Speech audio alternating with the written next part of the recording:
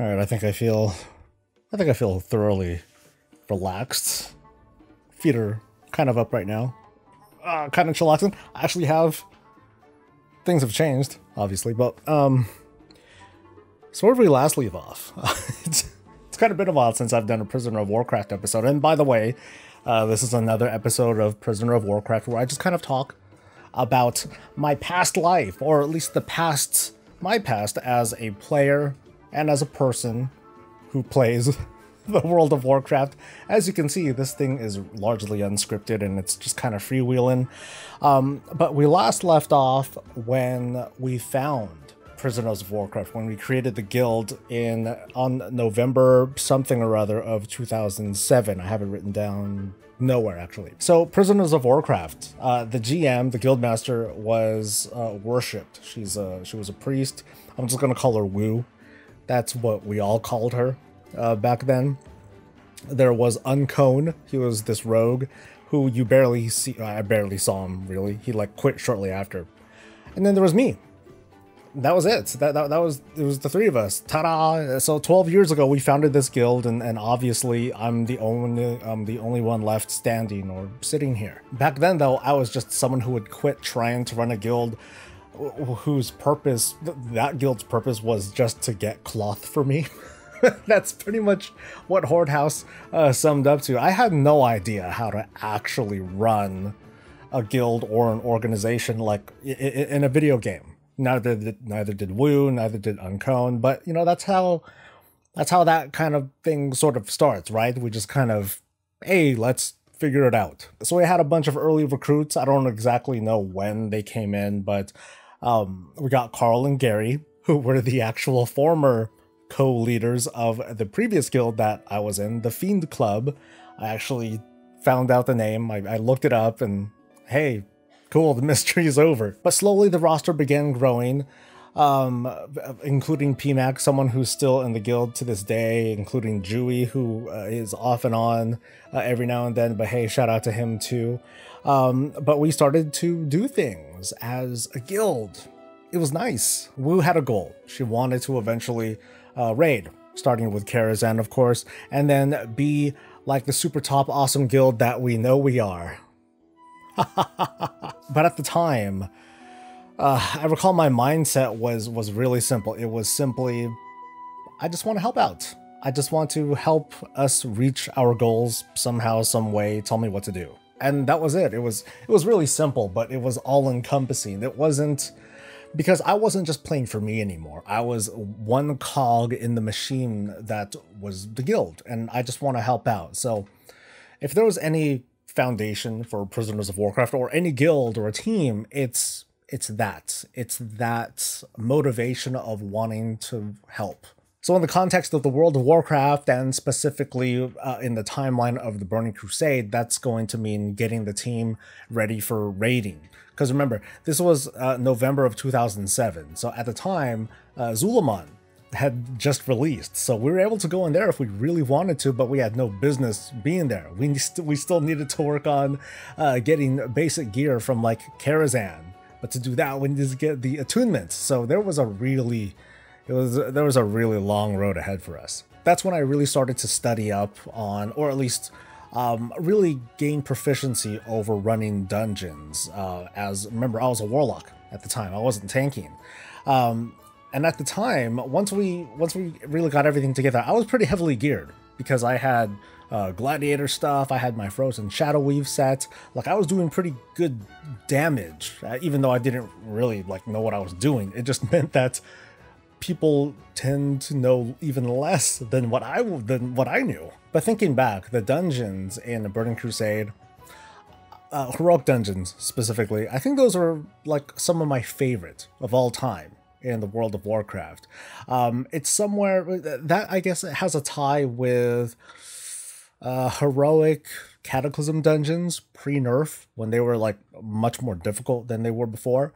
But I guess I'm coming from the mindset of, I guess when it comes to comparing dungeons then and now and in between all of that, think of vanilla or classic WoW. where those dungeons are like a dungeon crawls. They're slow, they take like a pretty darn long time to get to complete and all that, unless you know, like AoE the crap out of the place, but whatever.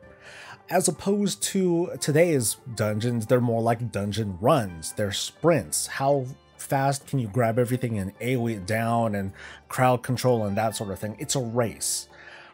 BC specifically, it was kind of an in-between. Like, you can get it done in like 40 something minutes or so, like Slave Pens. That was like the dungeon that I was stuck in forever.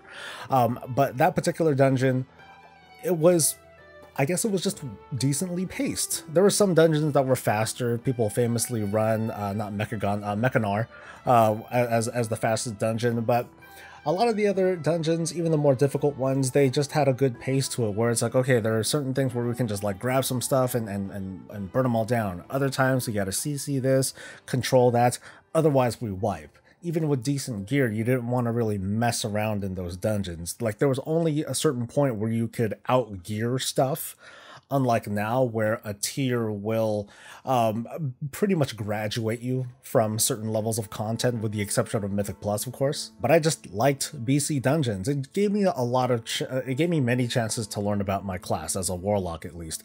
I was like, oh right, I can use my succubus to mez someone and keep them locked down for a little bit, or oh, hey, the fell hunter can purge stuff. Those were things that beforehand I didn't really like stay on top of, or I didn't really care about. But when I started doing things with the guild and we started communicating over Ventrilo, we were Ventrilo people, the communication had to go up a whole lot, and from that we got to know each other and bond, and that was really important for me. Skipping ahead just a little bit, eventually we were able to get people who were ready for Karazhan, or recruit people who were already attuned and everything. When I was in there, like, I wasn't a raid leader of any sort. I was just there. I was just like the nuker. I was the heavy artillery. I was the top DPS, crazy enough. But I didn't really know the fights. I relied on Wu and this other guy, Some Hunter. That's his name now. He's just Some Hunter. I don't know who he is. He just had like a really heavy, he had a super heavy southern accent. That's really all I remember. And he was kind of abrasive. Like, he would yell at people, and I'm just kind of like chilling back there, you know, standing back, because I did stuff. I knew I was able to pick up on the mechanics, and I just did a lot of damage, so they never nagged me about anything. But I would hear Wu and Some Hunter, they would drag me into their Ventrilo chats for like the officer chats. Officer chat. They would drag me in and they would just argue. They'd go at it because they would be talking smack about this other person who wasn't doing something during the Morose fight, or this other person who wasn't running out or something like that during the Maiden fight, something like that. So I would hear them struggle, and I'd just think to myself, ugh, I'm so glad I don't have to deal with like this raid lead stuff. Oh my god, it would be so ugh, because that wasn't me back then. Like, I just wanted to help. That's kind of going to be a recurring theme, I think. I think it was even before that time when Uncone had quit. He was just like, he helped find the guild, and then maybe like a week or a few weeks or a month later, he was just gone. So he wasn't really there for like the early Karazhan days or any of that stuff. So we just kept plugging along. We were struggling a lot, actually. When it came to trying to build up a raid team for the Burning Crusade, in the middle of the expansion, it was especially difficult and frustrating.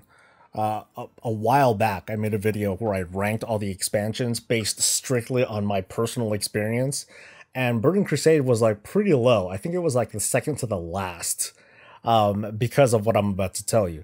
It was because we just couldn't progress past Karazhan at all. Well, we managed to do like a little bit of Zul'Aman. We did trash runs of shoot, what was it? Hyjal, and a little bit of Sunwell when the attunements were lifted and all that stuff. But otherwise Karazhan was it from November 2007 up until the launch of Wrath of the Lich King. So we were there for a year. The difficulty about getting your raid team up back in the Burning Crusade days, it wasn't really about the gear necessarily. Like, we can help people get through heroic dungeons and get them justice badges and help them get enough stuff that they need in order to get the necessary gear, but it was more like the attunements too. The attunements were a big pain in the butt, and we needed to get through so much stuff, including Karazhan, including Gruul, not so much Gruul, but we needed to get to Serpent Shrine Cavern. We needed 25 people. We needed a lot of people, and because we were trying to build up a raid team in the middle of the expansion, we were caught up in this loop where we would build someone up. You know, we would get a couple of people, hey, come join us. We're almost ready to go. We just need a couple more people, so they would run with us for a little bit. And then all of a sudden they would be picked up by one of those bigger guilds that were already established, and they were looking to replenish their bench. You know, they would be like, hey, we're like, you know, we just need a hunter. We want you, and we can get you geared up and ready to go as long as you're attuned. And they're like, oh yeah, I'm ready, let's go. And so it was this constant, it was like a sinking boat, and we were just trying to, you know, keep ourselves afloat for the most part. And that's all we really did. We could only keep ourselves floating well enough to do Karazhan, and like that was it, because we were a feeder guild. We were being poached. People would come in and snatch up all of our people, and it was super, super discouraging. Even as not the raid lead, like I would just be like, okay, I'm coming and I'm trying to participate and I'm just trying to help out, but I end up helping people move on, and that really sucked. Ultimately, though, I just accepted that as part of the social challenge of the World of Warcraft. This is just how it is. This is the game. So, and we just happened to fall behind. I was a little worried that this was going to just be it, that we would always be at this stage where we were constantly just trying to go through people, where we were just constantly going through people. But I just held out, but ultimately we came out okay. I mean, it was nothing that a lot of heroics and justice badges couldn't help mitigate, as our core team, the people who stuck around the whole time, became stronger and stronger, and we were able to, you know, make the experience fun in our own way. Anyway, switching gears a little bit. One day during this whole thing, I was going through WoW videos. I don't know if it was YouTube or warcraftmovies.com. I forgot like which existed at the time. I don't know, but I ran into this video by a content creator named Wow Hobbs, who claimed that, hey, I can pull all of Scarlet Monastery Cathedral in like one go and kill everything, survive, and then get all this loot so I can get like tons of power level experience and gold and items to sell and all this other stuff. So I watched the video, and it blew my mind. I was like, oh my god, this is incredible. All the numbers, they're like all over the place. This is amazing. And to do this, you needed to have a relatively geared protection paladin. That was the day, I forget what day it was, oh well, but that was the day when it just kind of clicked. Suddenly, I found that new itch that I wanted to scratch. There was something for me to yearn for, something that I wanted to work towards.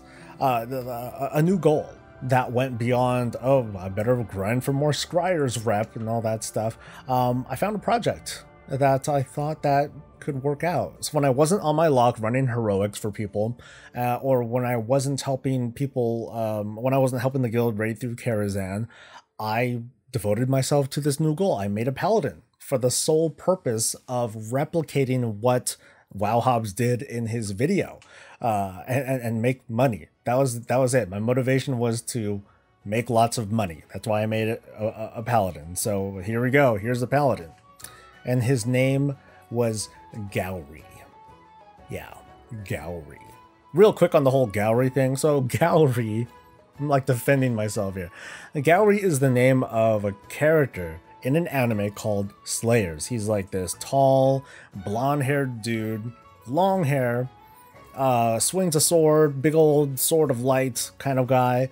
I thought of him when I was making my paladin. I'm like, all right, cool, yeah, that's it. This is it. This is Gowry Gabry of the paladin, and you know, cool. I would learn later that naming my characters like certain names, I gotta realize that people are going to call me that name in chat. So when Wu would say, "Who's this? Gory?" And I'm like, "Nah, dude, it's Gowry." She's like, "No, it looks like Gory, so I think it's Gory." I'm like, "No, bitch, it's fucking whatever, dude." But I lived with it at the time. I was Gowry, damn it. I was Gowry the Paladin. His first challenge, of course, was to get him leveled, which by that time in WoW's leveling scheme and all that, it didn't turn out to be much of a challenge at all. The real challenge was when I threw on that sword and shield, because I leveled as red. When I threw on that sword and shield, and I was like, all right, dude, let's tank a dungeon with the guild. And I was like, whoa, tanking and DPSing are like, they're a little bit different. Go figure. In fact, I humiliated myself so much from that really bad run that I just kind of retreated. I didn't want to go through that experience where I let the team down or let anybody down. So I geared my paladin really, really slowly. I was buying rep gear. I was using like a bunch of gems so I can up my defense rating and all that stuff. So I never wanted to put myself in a situation where I didn't feel like, you know, 80 to 90% confident that I would have success. Yeah. You know, anxiety and all that. I mean, who would have thunk, right? That sometimes, even though you're hiding behind your internet character, sometimes the anonymity doesn't work, and it doesn't help you feel any less anxious about running in a group and risking failure. That still follows me to this day, and it's one of the core reasons why I don't pug. As for tanking though, I started to get used to it. And you know what? Spoiler alert, it started to feel pretty good. For those of you at home and elsewhere who don't tank, it's a really different feeling from DPSing and healing as well. Tanking is like, well, DPSing is like, okay, you want to line up your rotations, you know, have everything put together, make sure that you're DPSing or using your rotation in the right situation, so that way you can maximize your stuff, and then you watch yourself shoot to the top of the meters. Whoop-de-doo. When it comes to tanking, you're constantly dying. You are at the edge of death at, you know, most of the time. And there's a certain thrill to that. It keeps... I joke about this, but it's kind of true. It keeps me awake. It keeps me engaged, because otherwise, if I'm just kind of standing there, I feel like a turret. You know, I'm just like pew pew pewing, and that's about it. That's how DPSing was back in the day, when you just kind of stood there and you did the things, and every now and then you moved around. These days, things have changed. DPSing, as well as healing, it's become a lot more engaging when it comes to, oh, I gotta move around, I gotta do this mechanic, I gotta run out for this, and so on and so forth. So things have changed over time, but it left a lasting impression on me that still follows me to today, where DPSing is dull for the most part. Seeing myself at the top of the meters, it doesn't engage me, really. It engages me as a tank because it's ironic. I'm like, oh, good dude, what am I doing on top of here, on top of the DPS or the healing charts or whatever? But tanking is cool because you're kind of like the conductor. You're managing things, and it was a very different feeling from DPSing, where I'm just a cog, where I'm just a part of it. As the tank, you're a natural leader. You have these responsibilities, and from that comes the anxiety of failure. You might mess up, and that's going to cause everybody to die. So it kept me very engaged, and in a way, it was kind of mentally training myself for being responsible for others, for being looked up to or looked at by others, feeling that scrutiny. And I think that did help me with life. Eventually, though, I got the gear that I wanted, and I was able to pull that one pull of Scarlet Monastery, and it didn't feel good. It felt great. It was so fulfilling. Oh man, seeing the numbers all over the place. All of a sudden, guildmates were like, "Oh, dude, not Soul, but Gowry.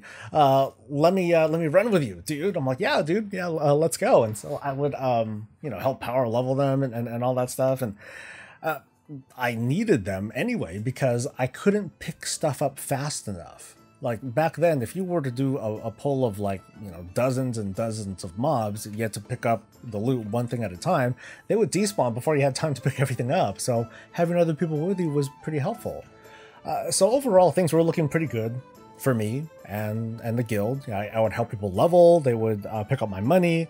We were kind of clearing Karazhan, doing heroic dungeons and all this stuff, and things felt, you know, pretty good despite not being able to progress. At some point, my friend Flo, the one who introduced me into MMORPGs in the first place, he heard that I was tanking stuff, or that I was capable of tanking stuff, and he offered me a spot over with his guild over on some other realm. I forget the name. I think it was Oldham? Whatever, not important.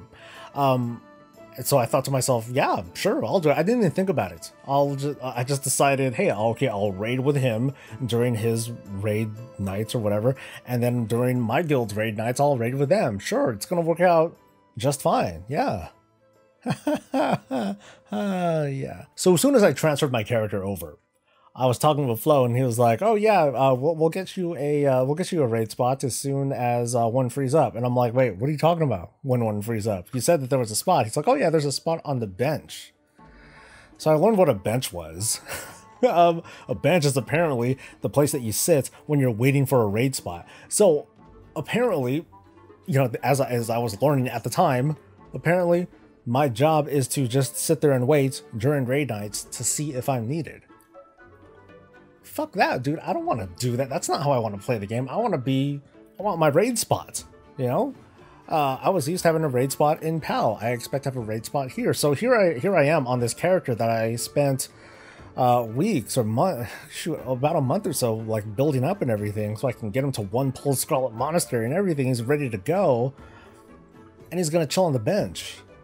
That was like super discouraging. I'm like, dude, I transferred this guy for nothing. Well, that sucks. And what made it worse is that I think days later, after I was told this news, Wu calls me up. She's like, hey, do you still have that tank? Because we need him. And I'm like, okay, sure, let's do it. However, there was a month cooldown on transferring characters at the time, so I'm like, shit, what am I gonna do? I'm down for tanking. You know, it's something that I want to do now and try out. So I guess I guess I would need to either wait a month to transfer my character back over because he was already geared up and everything, or I can see how long it takes me and see if I can get another paladin ready in less time. And so SoulSoBreezy was born, my actual main tank person who I still tank with to this day. I chose SoulSoBreezy. It was inspired by SoulLock, who's a warlock. Haha, haha. SoulSoBreezy is like a derivative-ish thing of a paladin. Clever, I know. But more importantly, it wasn't Gallery. And I remember we were saying, "Oh, I guess I can't make fun of your name anymore." I'm like, "Yeah, you can't, bitch." But yeah, I'm not angry about that anymore. So I worked this guy like a savage, and in only a few weeks, I walked into Karazhan, defense capped, I was geared, I was attuned because the attunements were still like a thing back then. Although that was the easy part. Now, sure, I'm like kind of used to tanking, but I've never tanked a raid before. And now all of a sudden, I'm main tanking this raid, and I'm kind of sort of the raid leader because I'm the tank, and that's kind of expected. At least that's what Wu expected of me. So I'm like, oh crap, I just wanted to help. Karazhan is still one of the most memorable raiding experiences that I've ever had in my WoW career. Maybe it's because you never forget your first, wink wink, but I think it's more so because we were stuck there for like months and months and months without any hope of progressing past it. Because even at this point, we were still encountering the same problems that we were like a couple months back when we were first forming up. We would build people up and then they would leave. Our guild was just food for the other guilds. They would pluck recruits up as their people quit. So yeah, it was a really shit feeling. So time passed, and now it's like March. We're on patch, oh gosh, I don't know, 2.4? It was the patch where the Sunwell came out, so the Isle of Qualdnas and all that stuff. And so here we are, it's like, cool, guys, let's get ready to run more Karazhan. Woo! do. Sometimes we would do Zulaman when we were able to ask a couple of friendly guilds to help out, and that was kind of a thing where we would ask guilds to help fill spots whenever we were running short on people, and sometimes that would happen. And that's when I was getting a lot of tank training as well, because as a paladin back in the day, we were soft. I guess that's the best way for me to describe it. We were soft on threats. We can get tons of mobs and everything. Like, I loved doing Shattered Halls, heroic. That was like the best. It was so fun because I felt invincible. I hardly had to do any work. It was cool. But for like anything else, especially like single target tanking, like I just couldn't hold a candle to anyone. I needed help with threat. I needed to use things like Blessing of Salvation and other. I think Blessing of Salvation was around at the time, but I needed threat help in order to maintain aggro, at least for a good while. So I was kind of getting trained by other guilds. They would let me in, they would let me help out because maybe their other tank would just want a DPS, and I'll be like, oh, I can help tank, and so they would bring me in for like ZA runs, and yeah, it was crazy because, you know, here I am, a new, you know, kind of a noob tank, and they're like trucking it. They're like, all right, go, go, go, go, go, and I'm like, oh snap, and I'm like trying to stay caught up with them and try to hold up with threat and everything. But the whole experience, even when doing things with guild, it was fun. It was just unfortunate that Karazhan is all that our guild was capable of. Like, there was one time where we tried to do Gruul's Lair as a guild. I think we had like 20-something people online, which was like our record, and we just needed to fill a couple of spots with pugs, and we just couldn't do it. We didn't have the throughput, we didn't have the right strategy, I didn't have any idea what I was doing, neither did Wu or anyone else.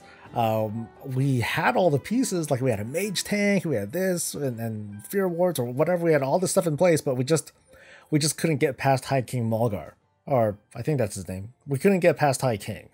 And it was that was a huge setback. It was really demoralizing, and it just made the problems that we had as a fledgling guild that much worse. So Karazhan was it.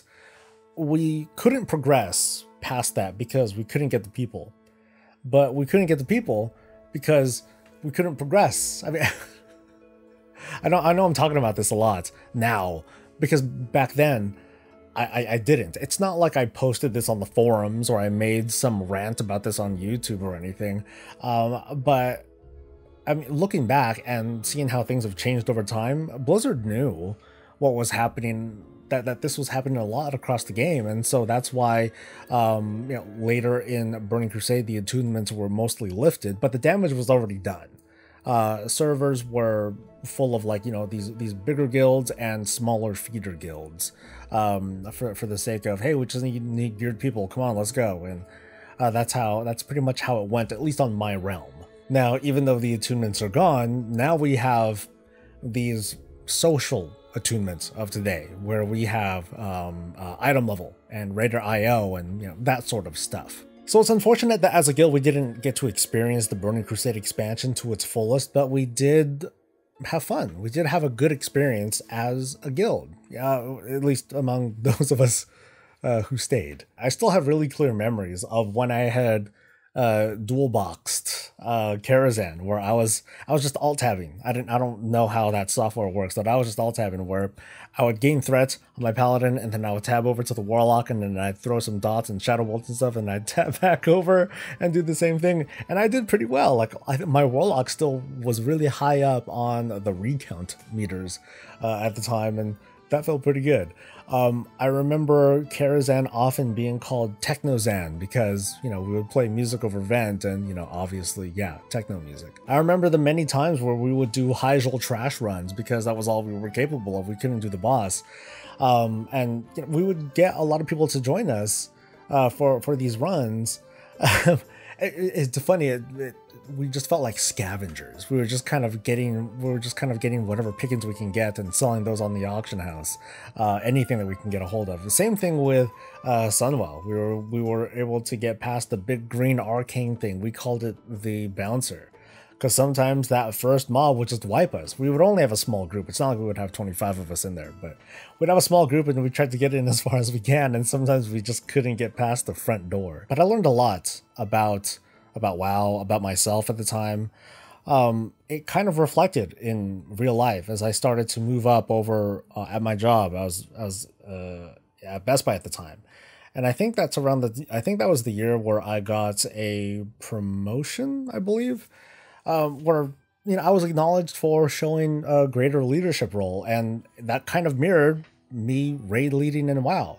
I started to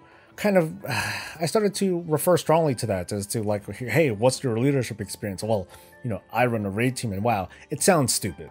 It is kind of stupid, but it's something, and it's something that I learned from and I grew from. So I can't say, you know, no one can tell me that that wasn't valuable, that something that sounds as menial as co-running a WoW guild or running a small raid team, that it doesn't mean anything or doesn't amount to anything. I'm still managing people. And there were a lot of people, even during the Burning Crusade, who I met and interacted with, and tried to not really get into arguments with. The exception would be Wu, though. After that Hunter guy left, I was kind of co-running the guild with Wu because I was the helpful one. I was the kind of talkative one, and making sure that things were being managed, that we had stuff, that we had potions and reagents and all that stuff for everybody. So there were a lot of times where she would call me up, like, you know, telephone. She would call me up. I don't know why she would. I think she said that it was easier than vent. I don't know, but we would talk on the phone, and we would, like, not fight, but we would argue about performance, about logs, about performance and logs, attitudes of some people. Oh, the guy was being a jerk. Oh, I'm glad that person left, that, and so on and so forth. Or hey, we need to say something to this person to keep them into the guild because they're being scouted by someone else. It was a lot of that, and we had those conversations fairly often.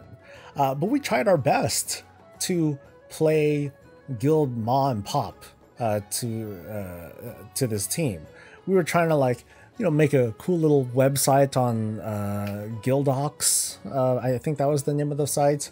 You know, with the message boards and the images and the logos and all that stuff. We were trying to brand ourselves. Prisoners of Warcraft. We're like super cool and super struggling. It was memorable. That was a lot of fun. But those never worked out with the guild. Like, they were there, and then people would pop in for like a hot second and then leave. Remember, these were the days where social media was just kind of starting to pick up, but it was still a very fledgling thing. Instant messaging was just limited to what, like AOL Instant Messenger, ICQ, and places like that. Otherwise, these guild forums, that was it. There was just guild forums where we would talk to each other. And at the time, I guess one of the bigger social networks out there was, in fact, the World of Warcraft. You just logged on to talk with people. That was the chat room. Sometimes we wouldn't do anything. We would just be hanging out in chat. And later during Lich King, in Dalaran, just kind of hopping around on our horses, just typing away, doing nothing but talking to each other.